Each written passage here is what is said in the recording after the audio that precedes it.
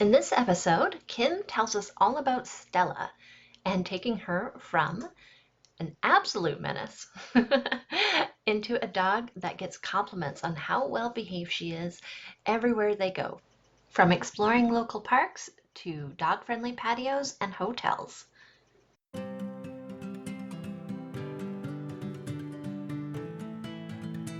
Hey there, welcome to Dogs with Big Feelings. I'm Christina Young, certified dog behavior consultant. I help people and their dogs go from frustrated, overwhelmed, and confused to confident, connected, and thriving. If you have an over-the-top pup and sometimes wonder if you're the only one dealing with this stuff, you aren't alone. And if you feel like you've tried everything and you still aren't sure how to help your dog, you're in the right place. Dream Dog is open for registration until July 27th. Welcome, Kim. I'm so glad to have you here to talk about Stella.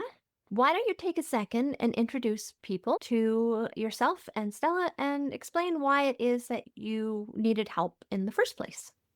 Okay, my name is Kim, and Stella is my soon to be 5-year-old golden retriever. She's my first golden retriever. I've always wanted one. Previous dogs we had an Irish setter, we had a Boston Terrier, and we moved to Nanaimo in the summer of 2021. And for the first time, I had a big house and a big backyard, and I said, now is the time to get a golden retriever. So we did. We got her, we brought her home. We were so excited, and she was immediately a menace. Like, just a whirlwind and had an exuberance for life that we were not prepared for. Mhm. And people told us, oh, the first 2 years are really hard. They have a long puppyhood. So we said, okay. And we waited, and the first 2 years went by and nothing changed. She just got bigger. Yeah, exactly. Mentally, she was the same. It was really hard. I envisioned having this dog, and I know that's sort of the wrong thing to do because you get the dog you get, right? But I envisioned having a dog that I would take for long walks, and we would then go and have coffee on a patio, and we'd go to the pet store together. And it just wasn't possible because she was jumpy and she pulled so hard. I could not control her at all, at all. And I tried, we'd read all the books and we'd had trainers before. And so I tried all the things about just stopping when she was pulling hard or turning around and walking in the other direction. But just the difference in strength between the two of us made that not practical, not Mhm. realistic. And for a lot of dogs, those techniques don't really work. Some dogs, the dog that maybe the books were written for, those techniques are great. They go, oh, okay, if I want to go forward, I shouldn't pull. But for a lot of the bigger feelings dogs, the more exuberant dogs, the dogs that are a little bit extra, they're just as happy to go the other way or to stand there staring at the flowers. Yes, yes. For her, I think the joy was just in the interaction between us. And Hmm. she just wanted to see the world, and she rarely did because it was so difficult. She rarely got out of the backyard. And when we first met, I think Stella was just over 2, so before she was 3. Were you walking Stella at all? No, not at all. I hadn't walked her on a leash since she was probably about 6 months old. Mhm. And what kind of feelings and emotions came up for you at the thought of putting a leash on her and trying to take her for a walk? Fear.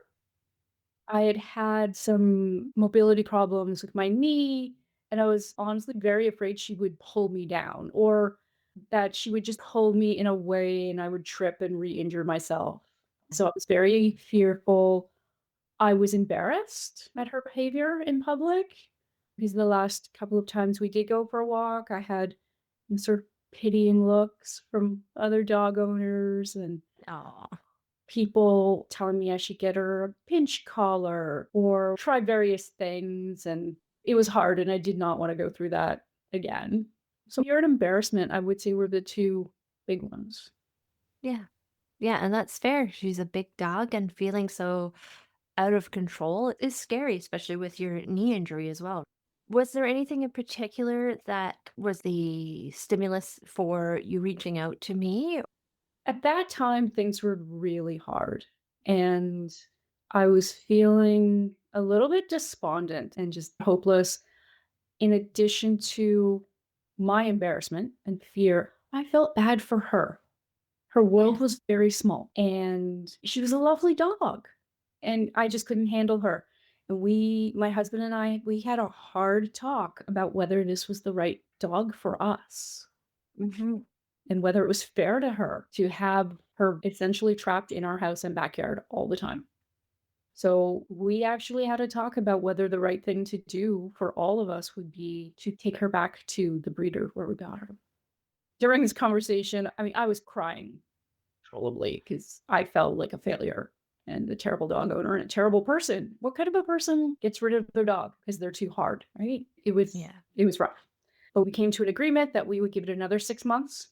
We would try another trainer because we had tried a couple already.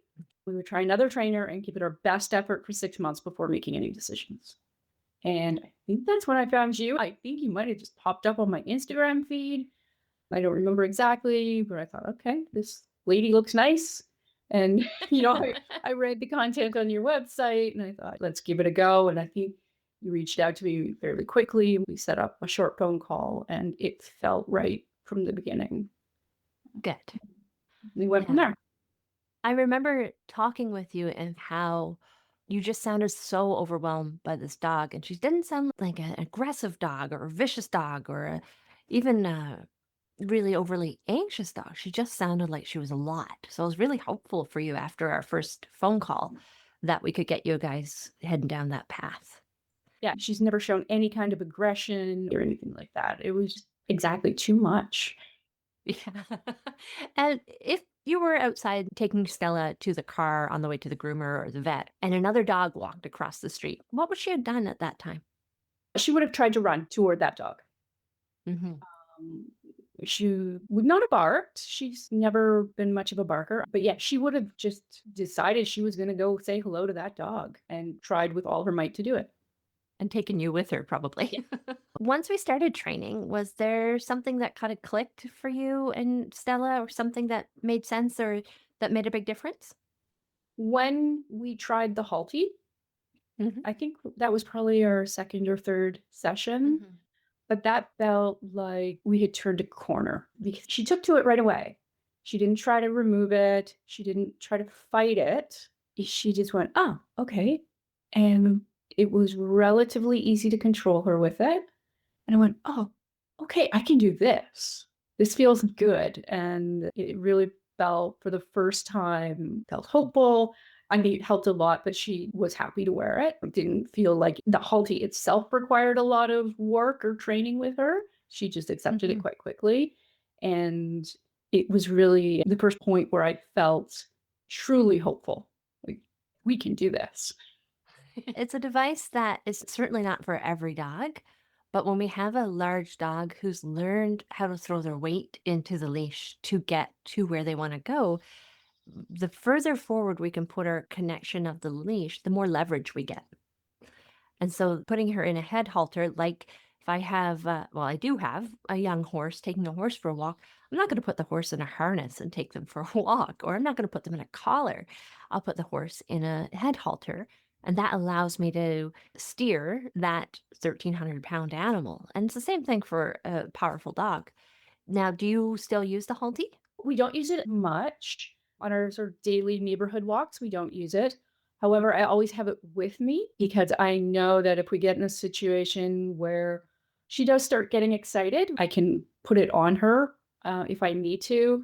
Or if we're going somewhere new, I'll always start out with the halty just because I know she'll be a little bit excited. Or if we're going into a store, into a hotel, anywhere really crowded, we still use it. So you're taking her into stores and hotels now. We haven't worked together for a couple of years. It was back in early 2024 when we worked together. I reached out to you to ask if you would be on the podcast because you emailed me or texted me a little update about Stella. And so, do you want to talk about that when you reached out to me just a little while ago? Right. So that was about a month ago. We went out to brunch after a long walk. We went to Neck Point Park, had a nice long walk, and then we went to a patio. Myself, my husband, and our son, and Stella, and we had brunch on the patio. And it reminded me of a conversation we had when I mentioned something about wanting to take her to a patio, and you said, "Oh, yeah, you can do that." And I said, "With this dog?" And you're like, "Yeah, yeah, you'll be able to do that." And I was kinda like, "Oh, wow. And this lady's nice, but I don't think she really gets what it's like with this dog."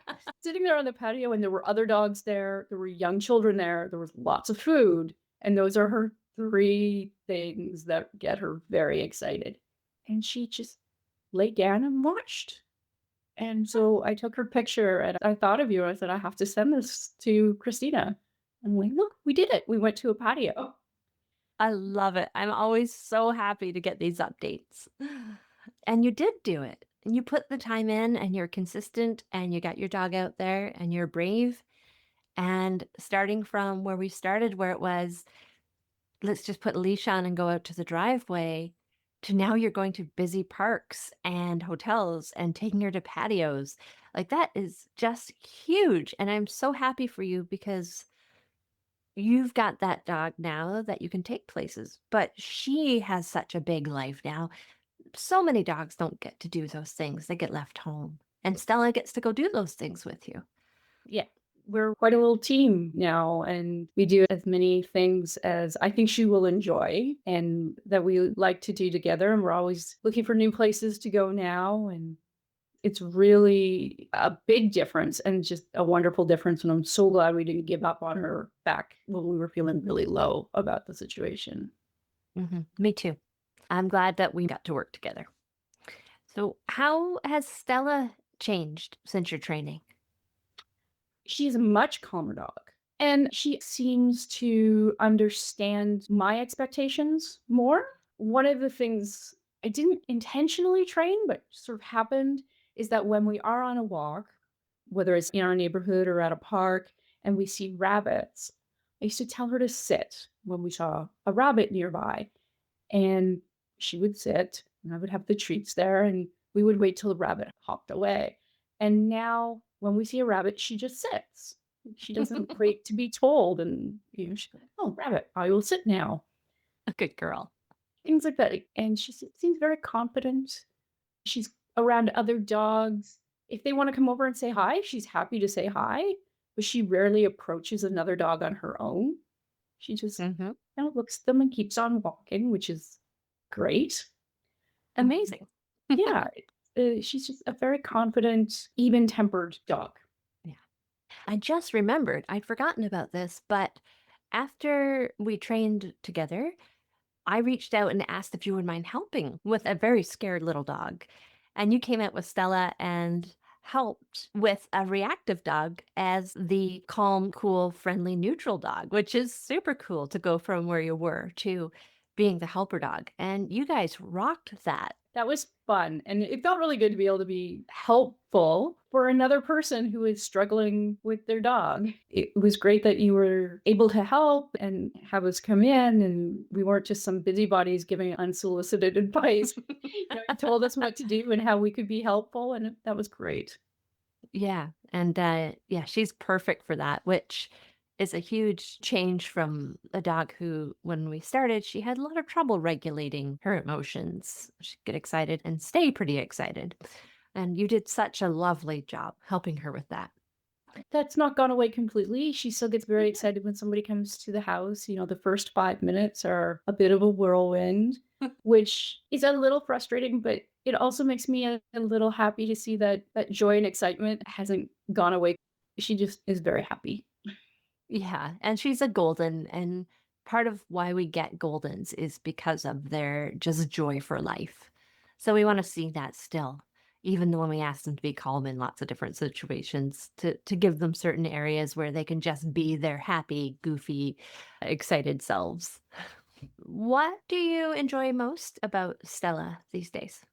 Our walks, I enjoy taking her out. She knows when I put on a certain pair of shoes that it's time for us.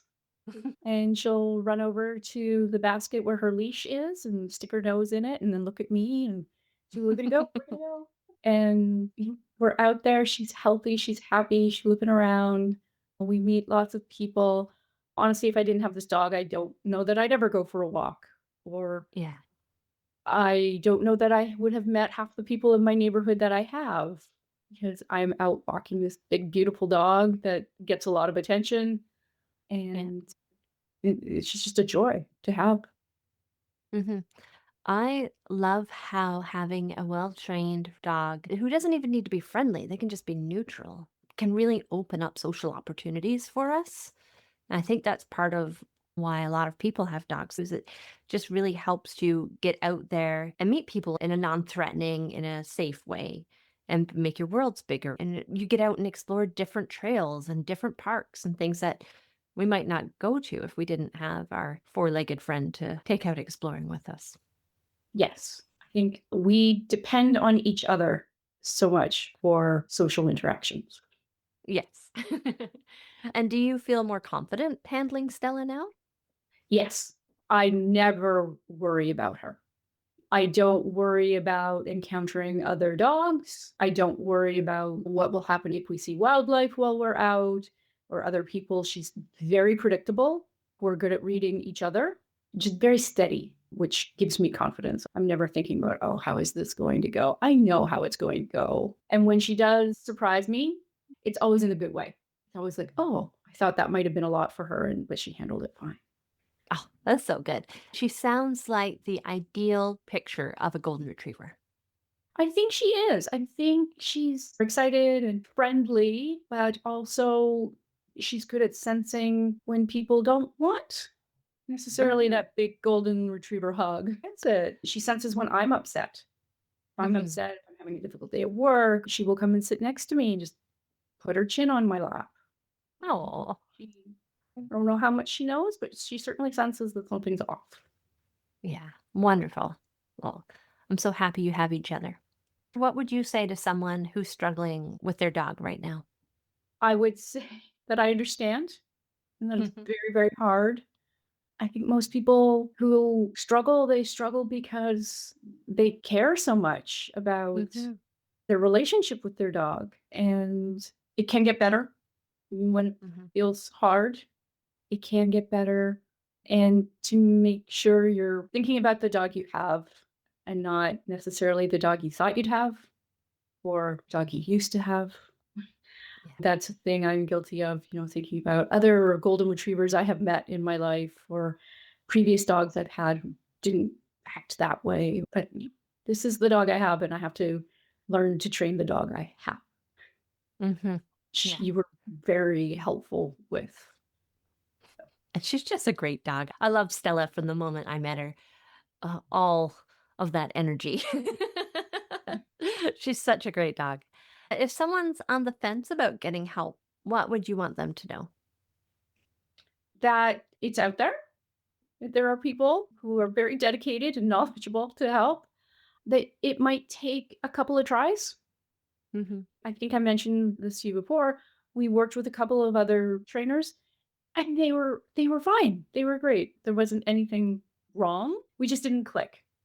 Mhm. And I think that was what made the difference when we started working together was I think you saw quite quickly what our challenges were, what her challenges were, what my challenges were. Because I know it's treating the dog and also training the owner. So I think that was what I would say is like it might take a few tries to find somebody that both that you and your dog vibe with. Yeah. And I think that's the thing most people don't understand about dog training is actually it's about the dog, sure, but it's just as much or even more about the people. We have to meet people where they're at and figure out what's the challenge for the people involved. Because sure, I could take your dog and train them at my house, but that's not going to fix anything if I send them back and nothing's changed in your relationship with your dog or your understanding of your dog. And helping people understand their dogs and understand what their dogs need that might be different than the dogs they had before or their friend's dog or their neighbor's dog. Right. Also, I learned that I don't actually care that much about what a lot of people consider to be dog training. I don't really care if she walks at heel as Mhm. long as she's not pulling. So I'm not really willing to spend a ton of time and energy getting her to do that. And that's okay. It's okay that I don't care about that. Totally okay. Yeah. Yeah, It's, everybody has different priorities and different goals. yes. Yeah. I think that was a big thing for me was to realize that no, she doesn't have to be a model dog according to somebody else's standards. She just has to be the right dog for us, for my family. Well, and on that note, how many compliments have you had about Stella's behavior, like on that patio or when you're out? Every time we go out, one of the things we do is if we're in a park and we're on trails and runners come by, I always pull her off to the side and have her sit till they pass. And so often I get comments about, "Oh, what a well-trained dog," or "What a well-behaved dog." And for the first while, it was really hard for me not to immediately say, "Oh, you should have seen her a while ago," and tell the whole story. Now I just say, "Thank you, we're trying." Yeah, and you worked hard for that. But I think we have this image maybe from social media or maybe from a book or maybe some movie back in the day where we have this vision of what a quote unquote good dog or well trained dog looks like. And sometimes recognizing that that's not what air quotes again, a good dog or well trained dog in our life looks like now. And shifting our reality a bit there, shifting our expectations. We can have a great dog who's super well trained who doesn't have that flashy heel or doesn't have a 5-minute downstay in a busy place. Those things aren't necessary for most dogs. Sure, if you want them, great. We'll put the time in, show you how to do it. But if that doesn't make sense for your life, why spend the time doing that? Why not just go out to the park and enjoy your dog? Yes. Yeah, exactly. What is Stella's funniest quirk?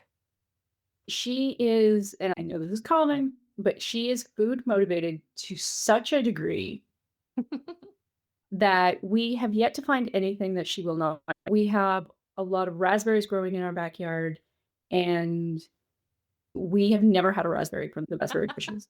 She is out there and she knows the moment a single raspberry is ripe and she will pluck it off that shrub before I can get to it.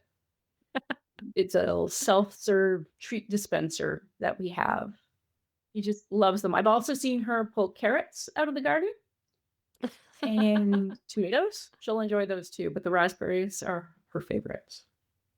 I What a blamed the fun dog. squirrels for a long time until I saw her doing it. Oh, good. Nice, healthy treats for her. It's really nice of you to plant a garden for Stella. Is there anything you want to add before we wrap up? Just thank you again. Your patience with my long stories about all the things that I tried that didn't work, and very patiently showing me how I could improve, but also telling me that a lot of the things I wanted for my relationship with this dog were possible. Yeah. And some of them came very quickly, and some took a bit longer.